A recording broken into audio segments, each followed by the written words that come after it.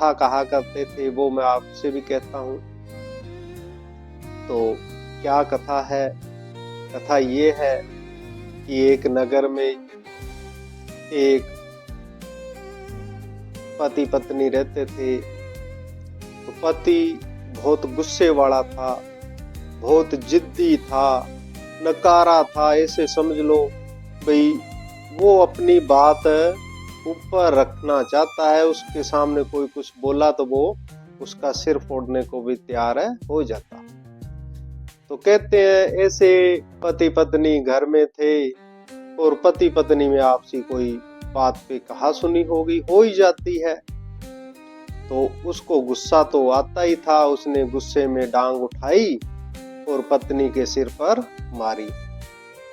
कहते हैं कि वो पत्नी वहीं पर मर गई उसकी। जब वो मर गई, जब उसका गुस्सा शांत हुआ, इधर उधर भागा, वो बचा नहीं सका, वो मर गई। जब संस्कार किया, उसके हृदय के अंदर बहुत भयानक दोष उत्पन्न हुआ, प्रायश्चित उत्पन्न हुआ कि तूने अपने गुस्से के कारण ये क्या कर दिया, तूने तो एक कत्ल कर दिया, अपनी घरवाली को मार दिया एक पल के गुस्से में आके।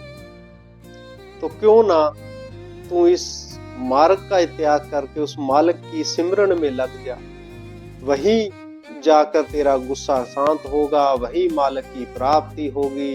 एक सच्चा मार्ग यही है।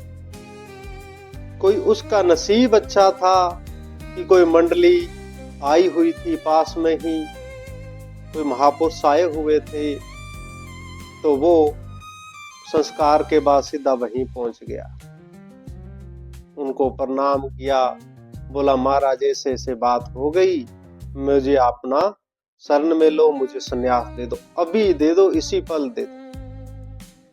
तो महापुरुषों ने कहा भाई ऐसे नहीं संन्यास दिया जा सकता,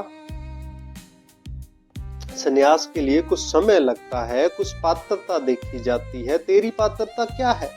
तू तो क्रोध वाला इंसान है, दुनियावी कदे सत्संग में कभी गया नहीं।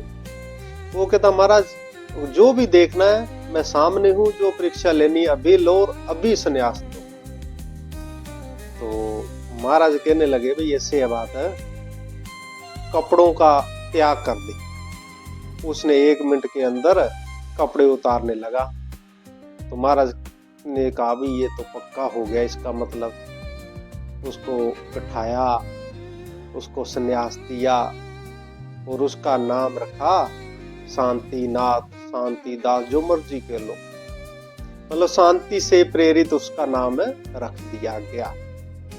कहते हैं बाकी मंडली जब छांव में बैठे, गर्मी के दिनों में वो धूप में बैठे, बाकी मंडली अगर कोई ठंड के समय में कोई कपड़ा ले तो वो पानी में जाके खड़ा हो जाए, बाकी कोई बिस्तर लगाए, आसन लगाए, वो कांटों पे जाके लेट जाए।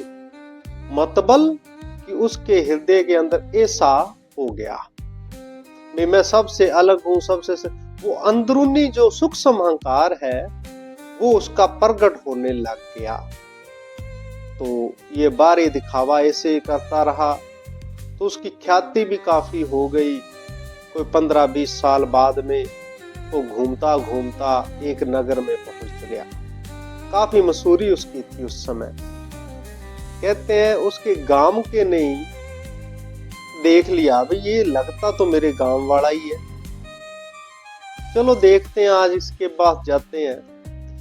गया शाम को, तो वहां पर तो भीड़ लगी हुई है। वो भी भीड़ में आगे जाके बैठ गया, सामने बैठ गया उस संत के, जो संत बना था पत्नी को मार के। आंखों से आंखें, नजर से नजर मिली, पता उसको भी लग गया भी ये मेरे गांव का है, और उसको तो पक्का हो भी गया भी ये मेरे गांव वाला ही है वो। तो उसने हाथ जोड़ के कहा महाराज एक बात पूछनी है। वो बोले बोल बच्चा। वो आंखें चुराता हुआ कह रहा भी बोल।